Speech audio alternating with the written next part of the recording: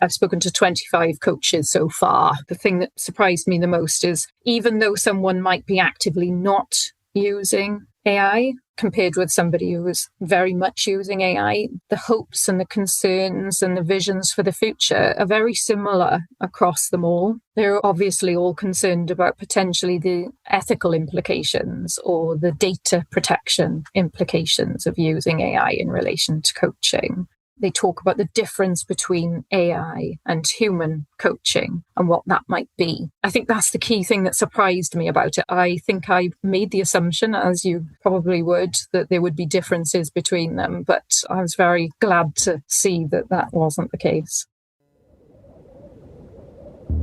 That was Dr. Laura Rees-Davies about what she learned after interviewing 25 coaches from one end of the AI spectrum to the other for a new research. She went in expecting a split, 2 camps, the believers and the resistors, different fears, different hopes, different futures.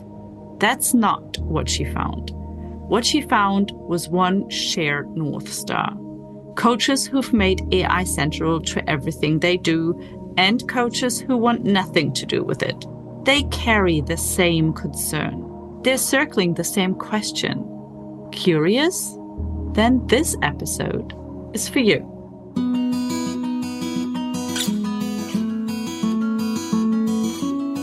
This is The Edge of Human and AI, a Viva la Coaching podcast. We sit right where coaching meets AI. And we're not afraid to ask the uncomfortable questions.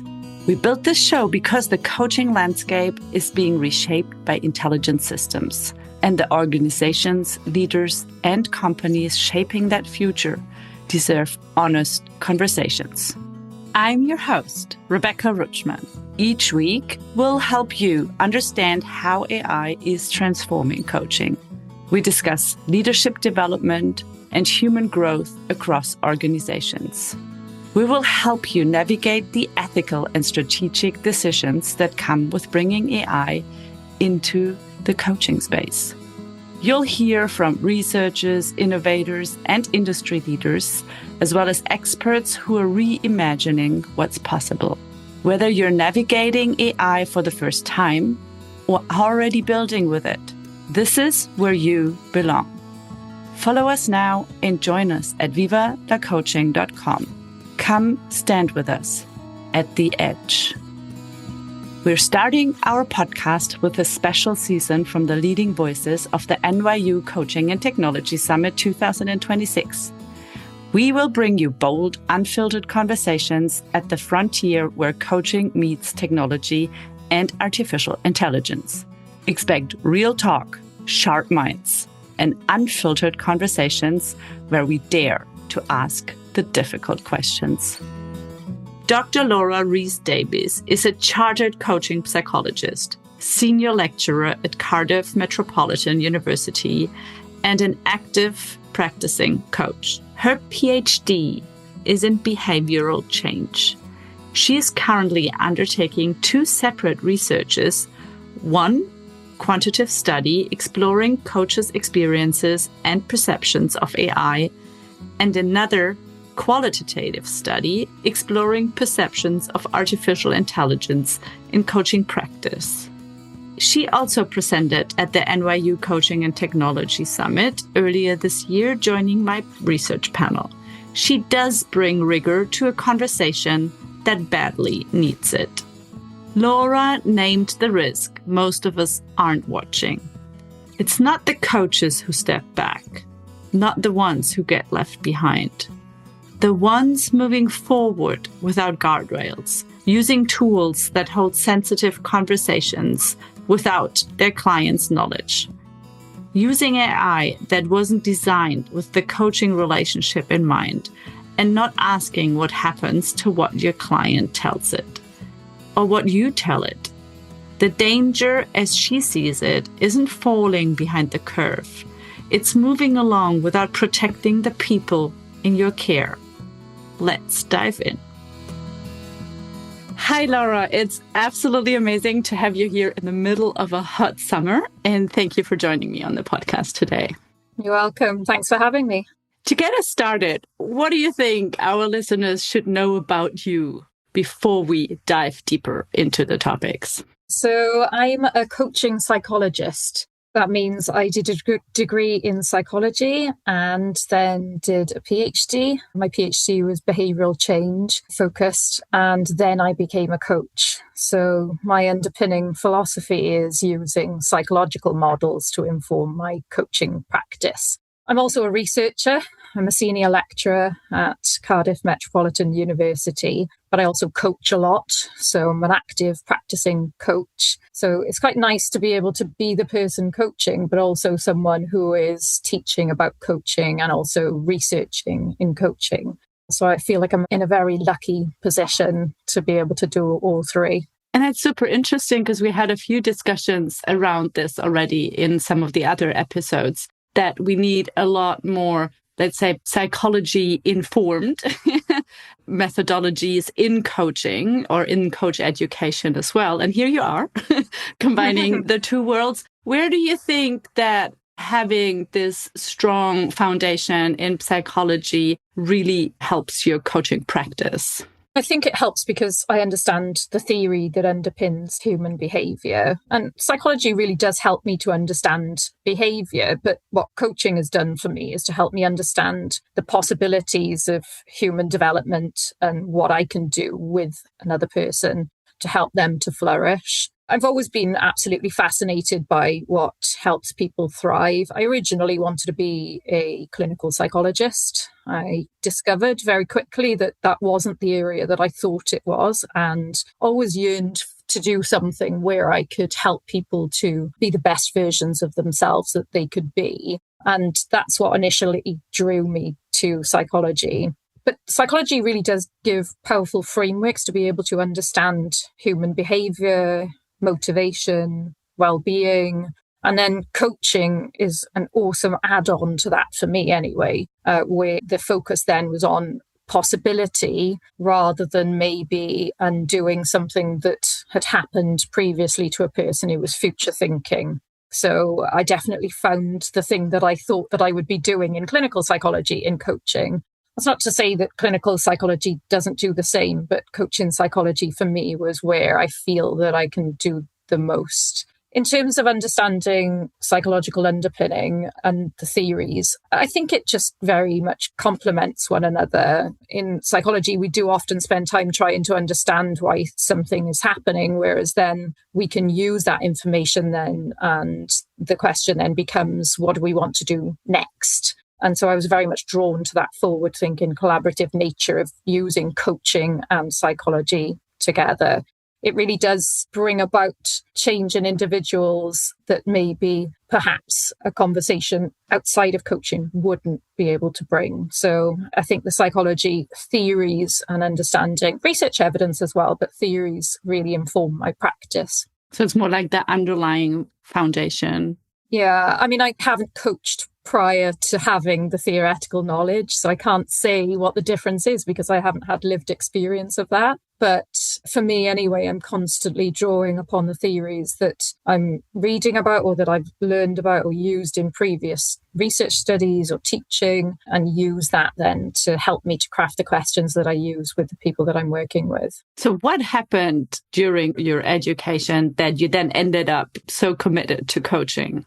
I think it does go back to when I thought I was going to be a clinical psychologist. I thought that I wanted to help people. That was the first thing. I've always wanted to do that since I was a teenager. And then I did my undergraduate degree and carried on doing research with the clinical population. Clinical population was people who had anorexia nervosa, and I really enjoyed it. It was wonderful. But I worked alongside some clinical psychologists there and realised that that wasn't quite what I wanted to do.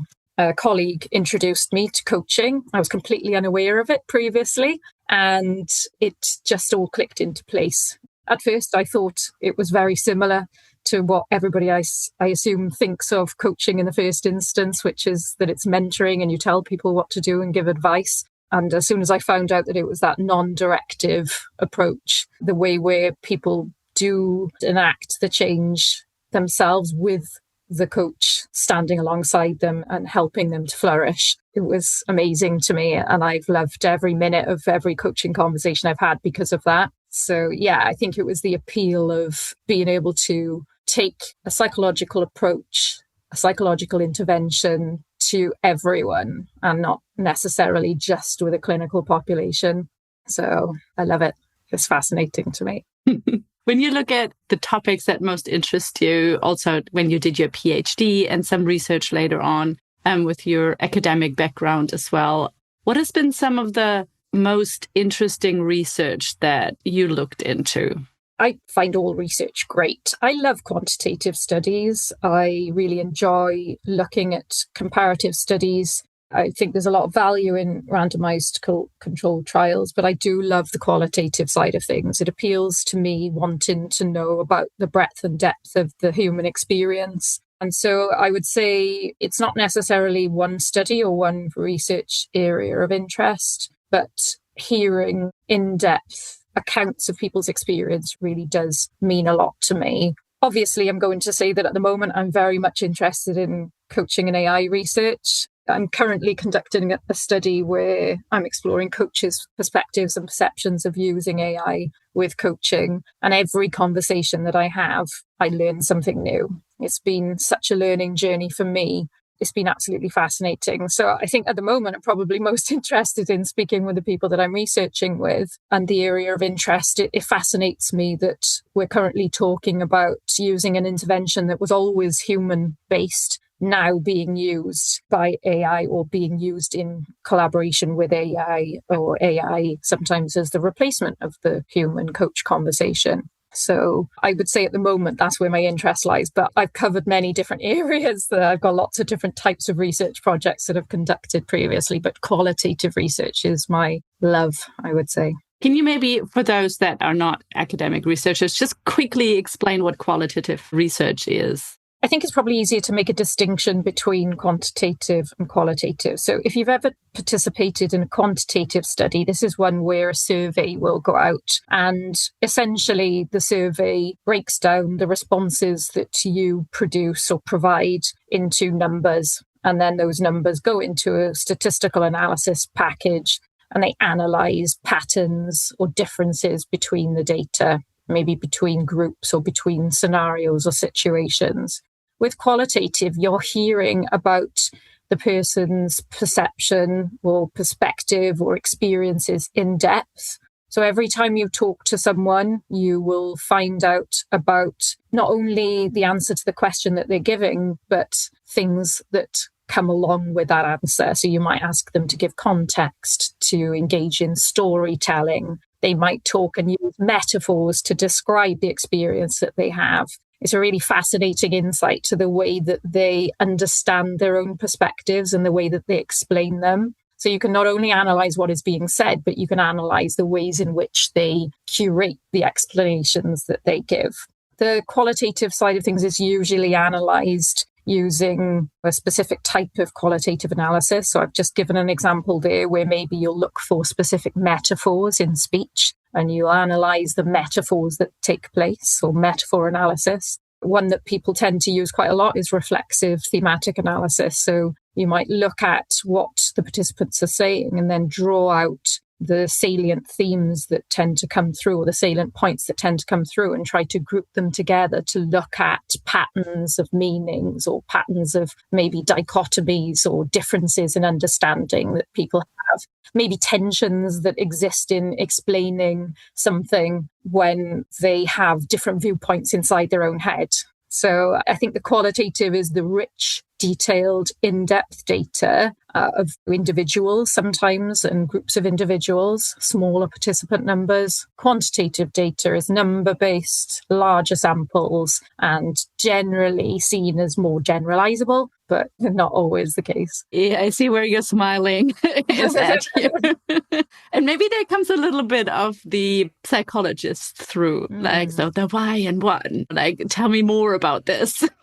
Yes, exactly. Yeah. Well, I am a coach, so I'm interested in the why and the wherefore about things, and really delving into explanations. I think that's where we find out some really interesting patterns that maybe we didn't know before. Another thing to say about qualitative and quantitative is they're very complementary. They're not at odds with one another, even though I might have explained it that way. You might do a qualitative study to explore a topic area, and then you use quantitative research to provide a more broader overview or answer to a specific hypothesis. And then you might go back to qualitative then to see whether that is actually the case. So they're complementary. They work well together.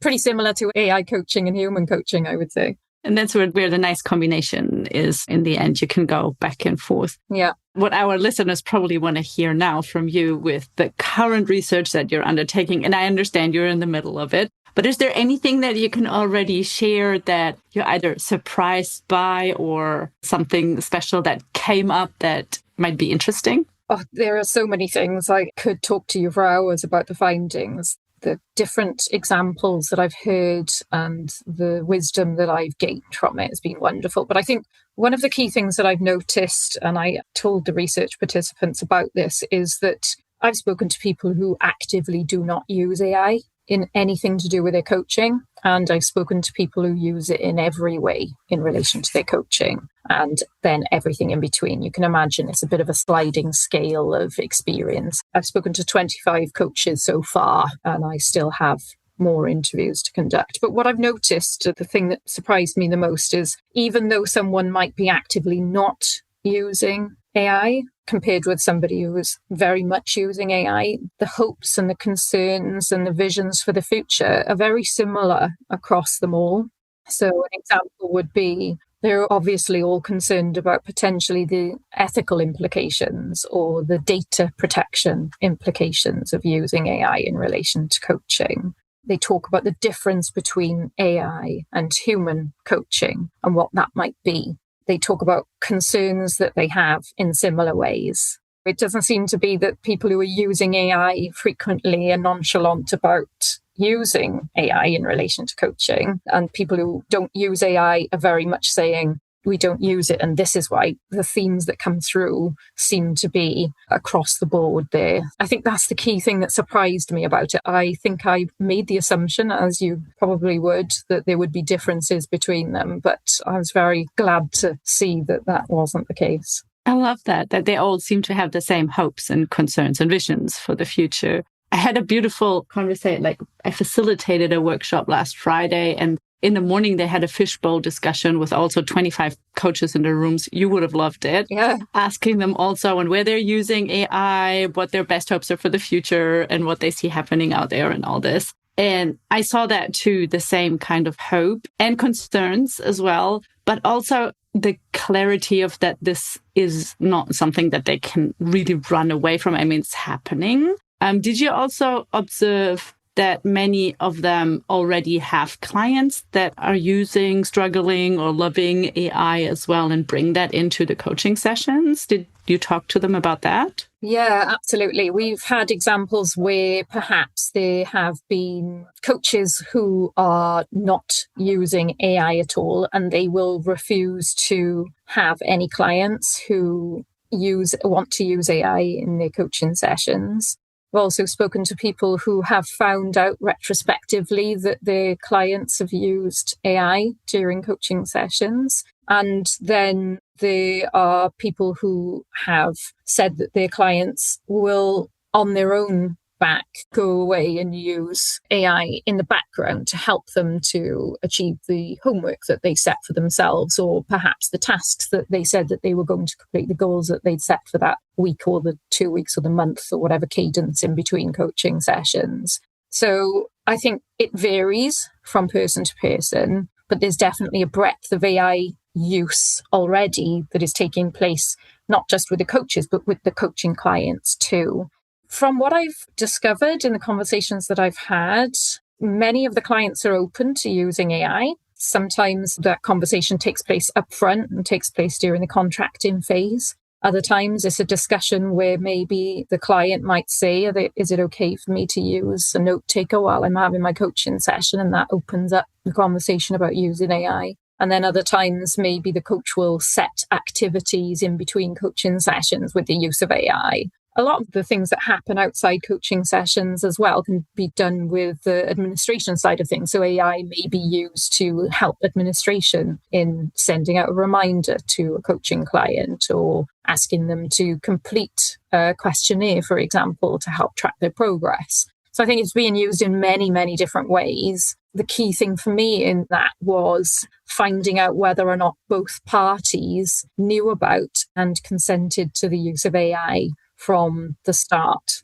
And that was the interesting thing for me. And I think everybody that I spoke to, or I say everybody, that's a sweeping generalization, but generally the attitude was consent up front, that needs to happen. But whether that then takes place from the client as well, that was an interesting revelation for me in the interview conversations that I've had. What I'm lately observing is a growing gap of really understanding how to use AI in different ways and also how to use it responsibly and how to maybe have processes like you just defined in place about giving consent and both sides, the coach and the client and both of them. And I have this more and more that there's, like you said before, the people that work a lot already with AI, that already built their own AI coaching experience, and then those that are still quite reluctant to use AI. Let's maybe put it this way. Do you see a danger there? In a reluctance to use AI? In that gap that, in my perception at the moment, is really growing between those that are kind of like accelerating, but maybe sometimes without thinking it deeply through on how to use it responsibly. And then those that are more on the side, kind of like, oh, wait and see. I'm not yet sure how and when to use it. So they're kind of maybe losing the practice because AI is accelerating so fast. And I find it sometimes hard in my trainings to hold all these diverse knowledge groups. Yeah. I haven't spoken to people who are resistant yet to using or knowing about AI. I think the people that I've spoken with so far in the interviews, and when I was talking about my research, I guess what I should say as well is that these are reflections from conversations that I've had outside of the research process as well. You know, when we were at the NYU Coaching and Technology Summit, for example. So this isn't just the research project as such, it's the conversations like you've had where you talk about the use of AI in coaching. I do think that there is a concern that people who are not using AI in relation to coaching, or at least are not aware about using it, are going to be left behind, that they're not going to be able to do things that people who do take on AI in the future will be able to do, and that will be useful. I think there's a danger in that if people go ahead and use lots of AI and don't necessarily understand it and understand the implications of using it, that could be problematic. Whether someone actively resists it or whether they are unskilled and unaware of it, I think is the difference there for me. So I'm not sure I could say whether or not that gap would be a danger of not using it. I think the concern that I've heard, though, is that people who aren't aware of it, even if they actively choose not to use it, could then end up being left behind. So I know that's a roundabout way of answering your question, but I'm not sure, I suppose, is the truthful answer.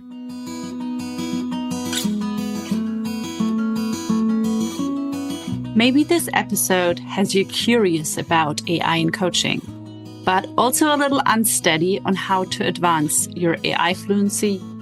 Then I have the perfect invitation for you.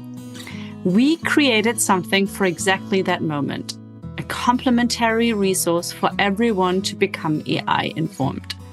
It is a resource to help you join the conversation around AI and coaching. The core concepts, the language, the landscape, hands-on tools, and the research that keeps you ahead of the curve. Everything you need to actually understand what people are talking about before you decide what role AI should play in how you apply it in coaching, learning, and growth. Think of it as a finding your footing before you get anywhere near the edge. And the best, you can start right now, no procrastination. You can dive right in. Get it at vivadacoaching.com, go to the Rebel store, and it should be there ready for you to go. Come find your footing before you step to the edge. But I love what you were just saying, that there's also this danger of overusing or using it a lot, but not really being aware of what I would need to do to have a safe conversation, like the consent with the client, which tools are safe to use, which are not. And just to have kind of like an etiquette around the usage maybe of AI. And I think because we are in this Wild West at the moment, there is AI coaching, but we don't really know on how to use it, where, when, how, and how to use it maybe more responsibly. And I think that might be where we need more evidence, in the market, and where we need more research or be more research informed as well. Which leads me to another question. I read this lately a lot also on some of the websites of people, or like of the bigger platforms, or also other companies integrating, let's say, AI into coaching and development. Yeah, let's put it this way. And then they claim always this is evidence-based or research-informed. And I always wonder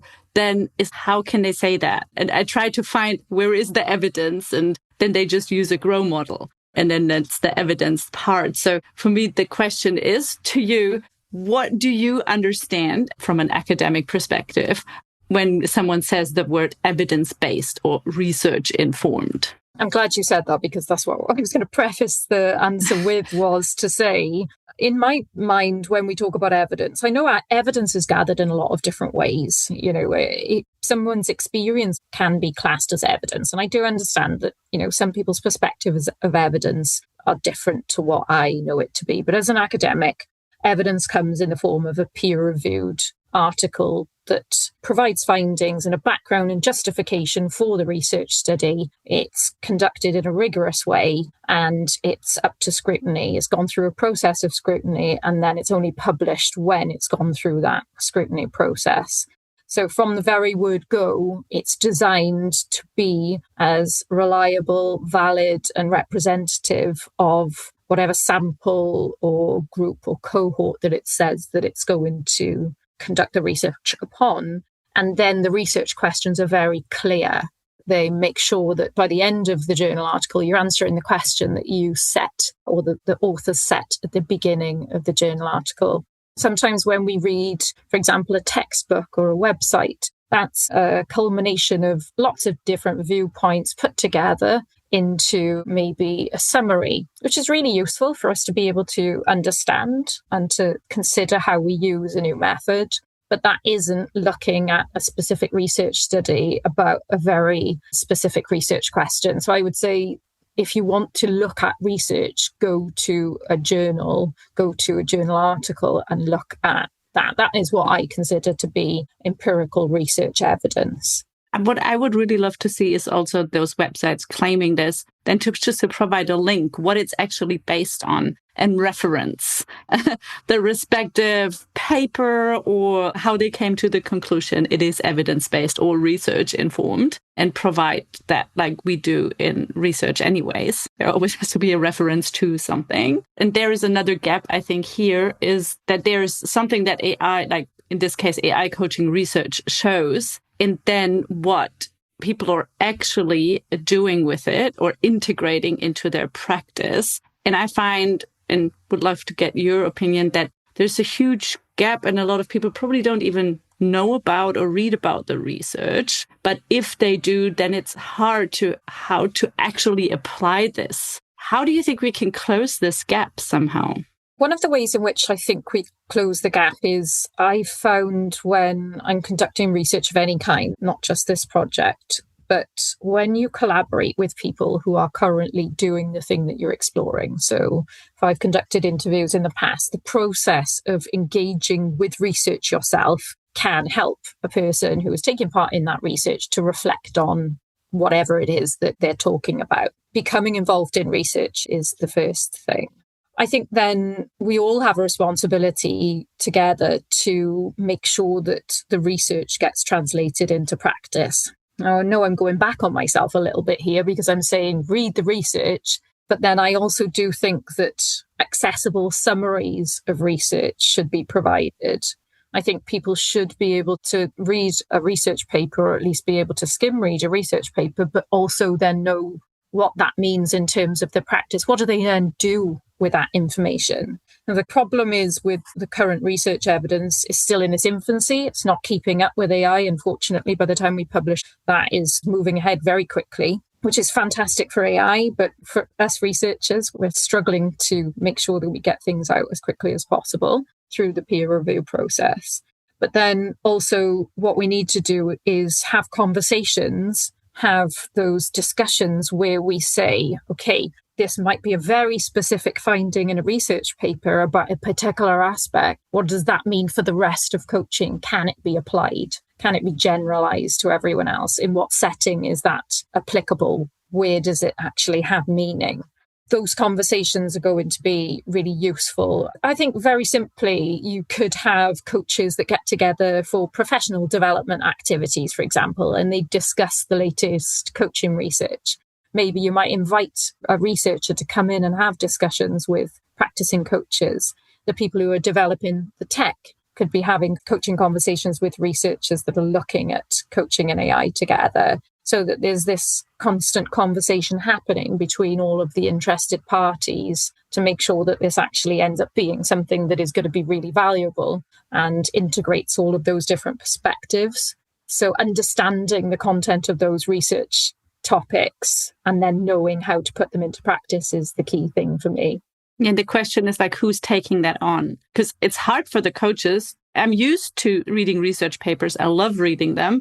But even I need to have a very good methodology of skimming through it, picking out the things that I think might be relevant. And then, so what does that now mean? What I need to take out of this to actually maybe inform the next AI coaches that I might further develop or support a client in creating their own AI coaching experiences. And how do we put that into practice? And I think there's sometimes this link missing of sometimes I wish at the end of each of the research papers, there would be just some recommendations or suggestions from that paper for practitioners or for people building this in a real world. Because sometimes I find hard to get the things really out and understand, what does that now actually mean? How is this going to change my practice or the product I'm building? And I'm wondering what we could do to bring this more together. I think the first place is the accreditation or credentialing bodies. They could, probably do something really interesting where they have conversations going between the researchers, the academics, and the coaching practitioners and tech companies that are involved. I suppose one thing to raise is that I'm very aware that the coaching tech companies are conducting research themselves and they're gathering data themselves. And that is really useful too. I think it should be used, though, in conjunction with academic published literature. I don't know. I just know that we need to be having those types of conversations. How it's enacted, I think, is a challenge, but it doesn't mean we shouldn't try and make it happen. Active research should be involved in going to any kind of events where they could start talking with practitioner coaches. The tech companies could be meeting with coaches to talk about how it could be complementary with their coaching practice. So there are lots of examples, but who takes that responsibility on? I don't know. I would love to do it myself. I would love to do it. But you remember at the NYU Coaching and Technology Summit, that research panel you were on with me was apparently one of the most sought after panels, besides the health coaching one. And I think there's an opportunity there. Yeah. We might maybe bring this next year to the next summit or bring it into other events as well to maybe have these workshops or circles where researchers meet with practitioners, meet with technologists at a table to make sense about all of what's happening, what they see, and what needs to maybe happen and have a discussion around this. And I think that could be so helpful. Absolutely. Talking about it and dissecting the research evidence and then reflecting and discussing and sharing ideas with other people. This isn't just a thing that will benefit the people who take part, who are coaches. It would be massively beneficial for the researchers and the tech companies to have that conversation to find out how it would be enacted and get really valuable ideas for potential future research projects, or maybe find out about things that are already happening that maybe researchers aren't seeing, and then go out and study that. I know from the conversations that I've had about using AI in relation to coaching, there's a massive amount of different ways in which this is being used. So how can we really cultivate the research to explore whether that's useful or not for the clients and for the coaches? And then also then think about how we then inform other coaches who may not already be using AI in relation to coaching and say, this is really valuable. We've demonstrated this, or actually, you probably want to avoid this. This doesn't look like as if it's particularly valuable as well. And then having these conversations with the technology providers on what we see in the industry as well. And then also have the bodies involved, because we need different people in that discussions. You need to have those that govern the whole thing at some point. We don't really know who that is at the moment. And we know that some of the bodies have brought out standards. Yeah. They were never brought out together with coaches, practitioners, technologists, and all the stakeholders that are actually in the picture. They were developed, and some of them even a long time ago, and then put into place. And I think we need a lot more people in the room to discuss on where this technology is headed and how we would like to shape that as an industry. And how, and what you put in the beginning so nicely, I'll pick up the word because it's one of my favorite words at the moment, how it can actually support human flourishing. How can it really help people, support people, and help develop people in the right way? Because I hear a lot lately, like AI coaching is not coaching. And when I hear that, I'm kind of like, is that really true? Who owns coaching? And how can we say that? And where does the future head? But rather open the room and have everyone be part of that discussion on how can we shape that? How will it look like? Yeah. People have every right to say that they do not want to use AI. And that is the freedom and wonderful choice that we have. If someone decides they don't want to use it, they actively choose not to use it, and they have a justification for that, then that's great. I think your point earlier about the fear of using it is one that we should take seriously. I think if there's a fear about using it, what are those fears, and how can we maybe either acknowledge the fears are correct or allay them with evidence. But then to say, okay, there are certain subgroups of people who are using it in one way. There are people who are using AI in another way, and to provide support and guidance for people who are using it in those ways, and to make sure that they are engaging in the most up-to-date evidence to support that. Like I said, the problem is with that, evidence is lagging a little bit behind. We're trying our best to make sure that we do the research studies, but research studies take time. So I would just say caution is required in implementing things without necessarily understanding whether or not they're working, essentially. To your point about AI coaching not being coaching, we know that there is evidence that has started to come through that does say that actually AI coaching is working. It's working on, for example, goal attainment. And yes, it could well be that it isn't the complex human situational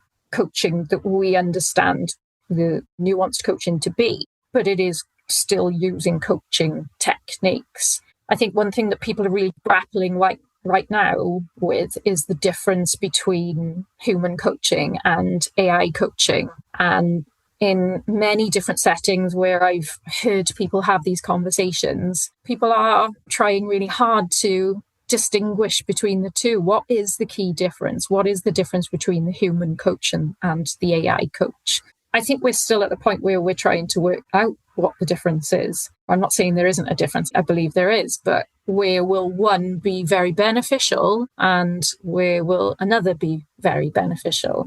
An example for that would be, some people have talked about the fact that an AI coach is fantastic if you don't want to feel as though you're being judged. There's no judgment behind an AI coach. There's no human behind it. So you might be more likely to tell your deepest, darkest fears, for example, while you're in a coaching session with an AI coach. Sometimes, though, someone wants to have the benefit of speaking with a human coach because of their lived experience. They know that there's empathy there. I think the concern for me is maybe when someone is using an AI coach and pretending that it's a human coach and not necessarily acknowledging that it is not human and understanding the difference between the two. And I think sometimes for it to work for some people, they have to pretend that it's a human behind the coach, that there is a person there. I'm wondering, and this is a psychologist in me, I'm wondering what that is then doing in the long run. The other concern I have as well is that while the democratization of coaching is fantastic, I love the idea that more people will gain access to coaching. There are two issues that I see being potentially, and I say potentially because I don't know yet, it's the future, but potentially problematic. The first one is that sometimes we say democratization of coaching, but is it only democratization within an organization that has access to that coaching platform? Are we really talking about everyone in the world having access to coaching? Is it democratization, or is it just that the company bought the platform, all the employees now have it? So I think it's somewhat democratization of coaching. And then the other concern that I have is that for me as a coach, I want my coachee to feel, or my client to feel, by the end of the coaching conversations over however many weeks it takes or months it takes, to feel like they can go off and be themselves and to coach themselves eventually and have autonomy and to learn something in the process and to not need me anymore.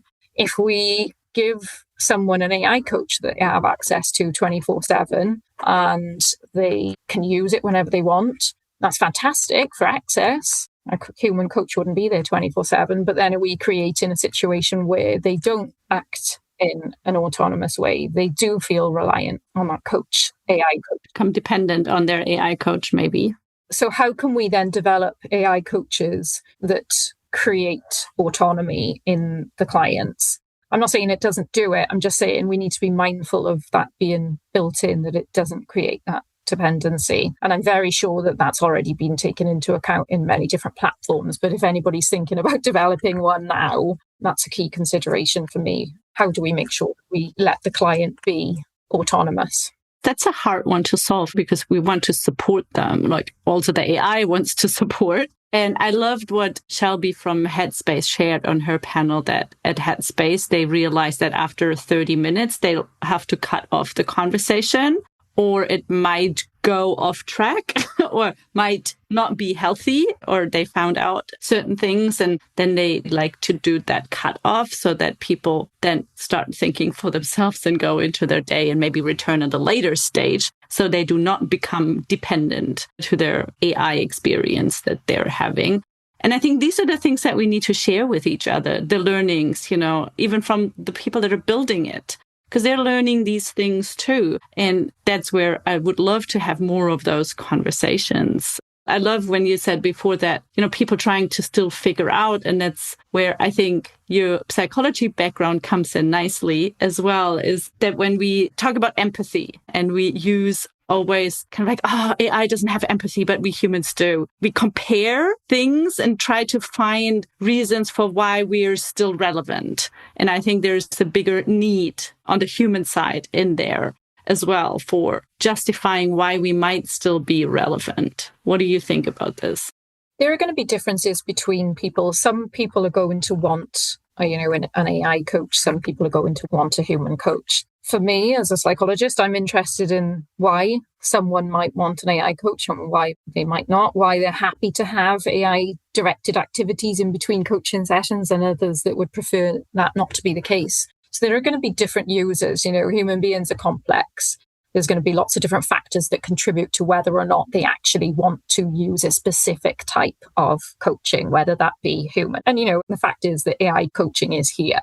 So disentangling the differences between each person and why they might prefer one over another. And then forward thinking then into how we can build that in so that it's complementary and we tailor the coaching provision to individual needs rather than it just being a catch-all for everyone. Now, I know that AI coaching is designed to be responsive to each individual. I understand that. I know that the packages are very sophisticated, but understanding their needs and wants about the differences between the human coach and the AI coach is something we need to acknowledge and respect. And it might be different for each of the clients. I would love to look at it more from a client perspective. When do they prefer a human? When do they prefer an AI? And it might be also very different for different people because some maybe love the technology and some won't. And I would also love to see or better understand for myself as well if it's mainly curiosity that helps us ask the question around what's the difference between an AI coach and a human coach?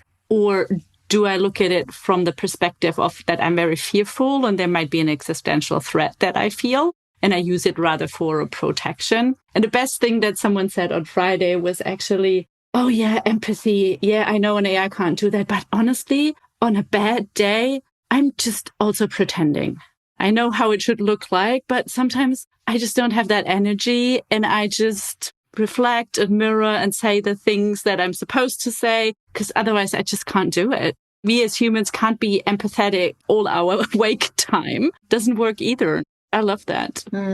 Yeah, I think it depends. There are going to be cases where a human client and a human coach are going to end up with a cancelled session because the client doesn't want to do the thing, or they haven't completed the goal that they set in between, and they don't show up to the session because they're fearful. Other people would show up and want to talk about why they didn't do the thing that they said that they were going to do. I've heard stories of people becoming annoyed with their coach bot because they keep pestering them, even though it's not a human. It is kind of nagging them whether they're doing the things that they're meant to be doing. And then other people really appreciate that. I think it depends on the person and their preferences, but it depends day to day. You know, that's the joy of human experience. You know, we might have a bad day and we don't want to do the thing we said we were going to do. That is what coaching is all about. So I think it's much more complicated than saying human coaching is better than AI coaching, or AI coaching is better than human coaching. At some points, they're going to be great for whatever needs a human has. And if that's actually, I acknowledge that AI coaching happens. I don't want to be any part of it either. And to also respect people who want to do that, support them in making that decision to client or coach. I think it's about hearing all of the different voices and understanding and talking about the breadth of acceptance that is currently happening within coaching and AI, or coaching and no AI, as the case may be.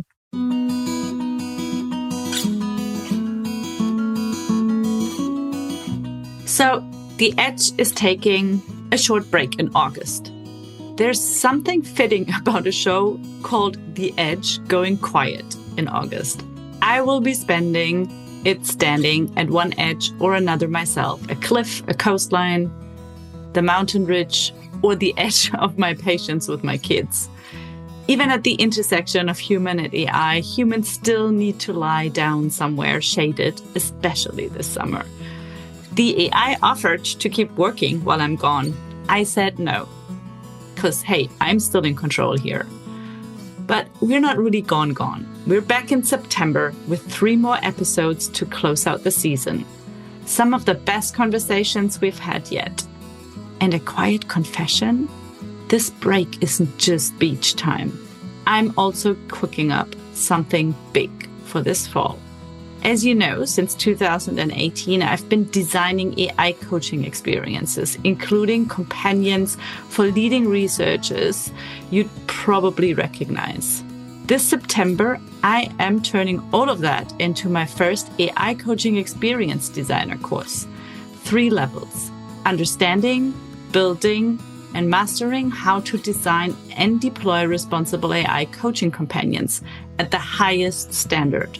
No fluff, real frameworks, and research insights, and of course a few secrets I have never shared publicly.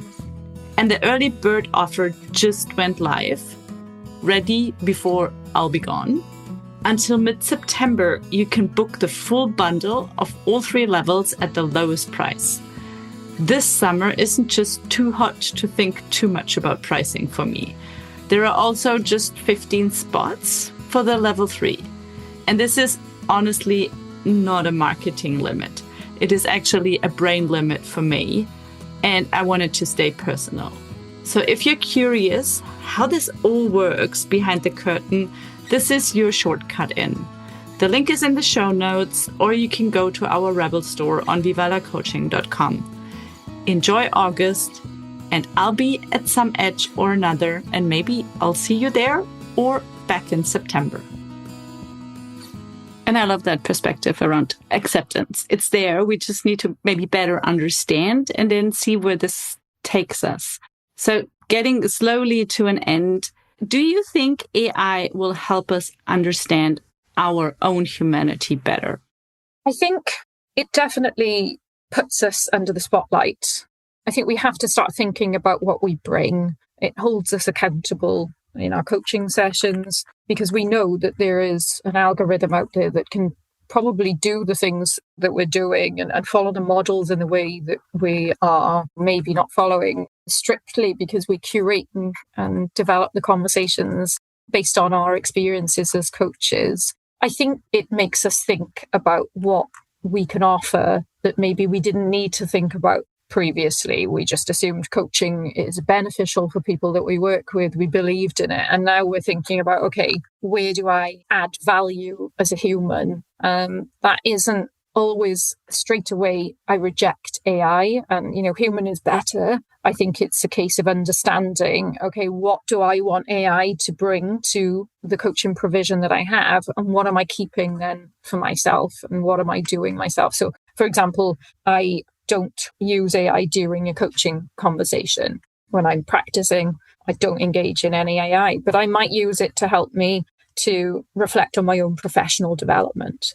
I might use it to think about maybe an area. If I'm seeing the same type of conversation coming up frequently, I might use it to craft that. So I think it will make us think about the difference between that and then help us to actively choose where we then deploy AI in our coaching practice and where we choose to retain the human element. I think that's going to be different from person to person. Every conversation I've had is different. So it's an individual choice as long as it's done ethically, I would say, and morally. Has it somehow helped you to understand your own humanity sometimes better, working with AI? Yeah, from my perspective, when I use AI, I love the way that it responds. I think that it has a lot of uses and it does feel like there's empathy there. It does feel like as if it's giving me positive responses, but I also understand that when I'm having those responses, I might need to prompt it in a certain way to maybe give me feedback. Sometimes it's too positive. I need that critical edge for it to come through. So, I'm aware at all times that it is not a human, that there isn't that nuanced lived experience that's in the background. It's building from a massive amount of evidence that's gone into the LLM, but also I do understand that I'm not actually talking to a human being.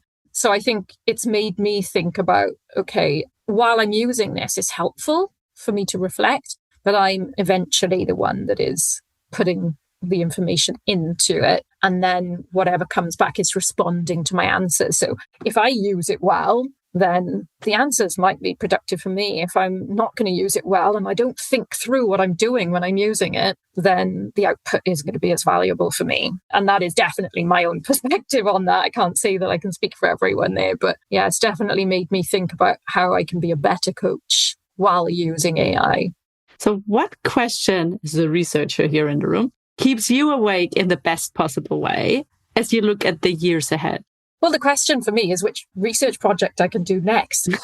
I've got so many ideas and I just don't know how I'm going to fit them in. So that probably keeps me awake at night because I have so many different things that I'd love to explore. The possibilities are massive for me. So definitely, how can I research this so that I can get those findings out so that they're useful as quickly as possible? For me, it's how can we make sure that we respect people's autonomy and choice in the use of AI in future, whilst also making sure that what is out there is suitable. And we've provided research to make sure that it's evidence-based, it is efficacious. We're not making claims that are maybe falsified and that perhaps the process is rigorous. So that's what I'd like to see in the future, where we're using coaching and AI confidently. And as we close off, is there one thing that you want to maybe call out or ask our listeners to maybe participate in, something that you would like to share? I always find this a challenge because I know people are so pushed for time, and I do appreciate that.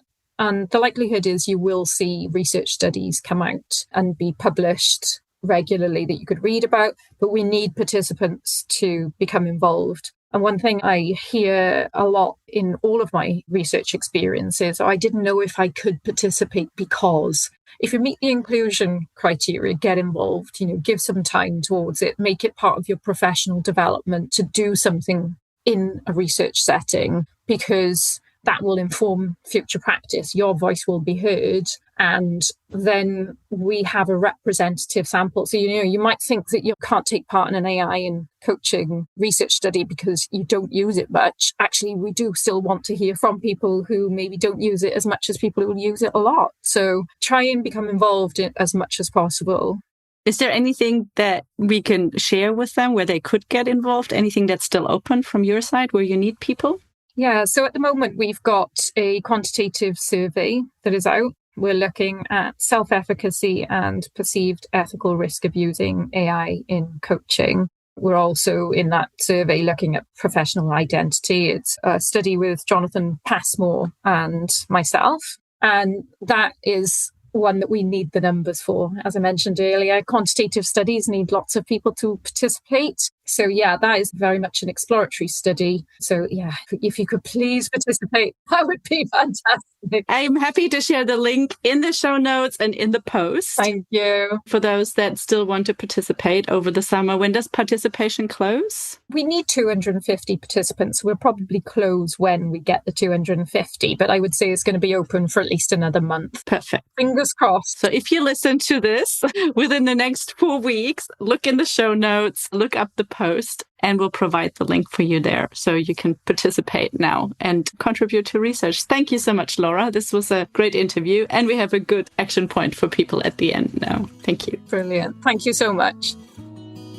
Laura's research surfaced something so far the debate in our field tends to miss.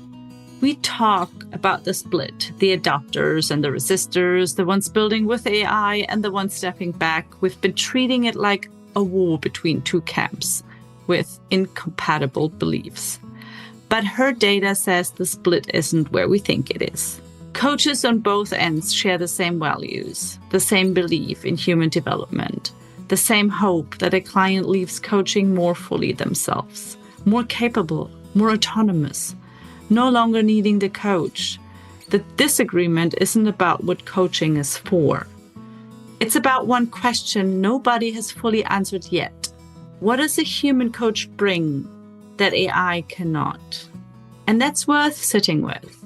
Because if both sides are asking the same thing, the job isn't to win an argument. It's to find the answer together. And then Laura also pointed somewhere most of us aren't looking. She's not lying awake worrying about the coaches who don't adapt. She's watching the ones who do without asking hard enough questions, who use tools that collect coaching conversations without informed consent, who haven't thought through what a third-party AI platform does with what gets said in a session or with what gets said about them. That's not fear of AI. That's what protecting a client actually looks like. The coaching relationship has always been built on trust, on the understanding that what happens between coach and client stays between them. AI doesn't automatically break that, but it creates new ways to break it, quietly, technically, without any bad intent. Laura's work asks us to hold both things at once. The shared human hope that connects every coach in her study, and the responsibility that comes with moving forward. And before we argue about which side of the AI debate we're on, she's asking us to protect the people who trusted us enough to show up. That's not a technology question. It's our duty of care. Thank you, Laura, for the research and for the clarity. Until next time, stay human. That's it for today's episode of The Edge of Human and AI, a Viva la Coaching podcast. If this conversation opens something up for you, the best thing you can do is share it. Send it to a colleague, a client, a fellow coach, anyone who's asking the same questions you are. The more of us standing at this edge, the better the conversation gets. Follow us on your favorite podcast app so you never miss an episode. And come find us at vivalacoaching.com, where you'll find resources, community, and conversations you won't find anywhere else. We'll be back next week with another voice from the edge. Until then, come stand with us at the edge.